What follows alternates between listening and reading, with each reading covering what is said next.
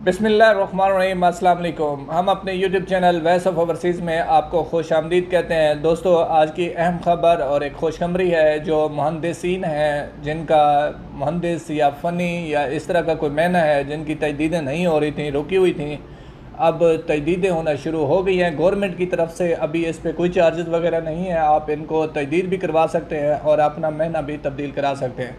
अगर किसी दोस्त को इसमें कोई इशू आ रहा हो तो वो मेरे साथ रब्ता कर सकता है। मैं नीचे डिस्क्रिप्शन में अपना नंबर दे रहा हूँ। किसी दोस्त का भी कोई इशू आ रहा हो तो वो सऊदी मेरे साथ उसका जो कफ़ील है रब्ता कर सकता है। उसके लिए मैं यहाँ से जो भी अपडेट होगी करके उसका महीना तब्दील करना होगा या उसकी तजदीद करनी होगी तो वो मैं करके दे सकता हूँ इंशाल्लाह। और दूसरा, मैंने कुछ दिन पहले अपनी वीडियोज़ में बताया था कि अफ़गानिस्तान का सफ़र, जिस अफ़गानिस्तान के रास्ते से आ रहे हैं तो वो उधर से गुरेज करें आने से। वही हुआ है, सऊदी अरबिया ने अफ़गानिस्तान समेत 3 और ममालिक हैं जिनको बंद कर दिया है। 4 ममालिक ऐसे हैं जिनकी ये डिटेल्स मैं आपको दिखा रहा हूँ।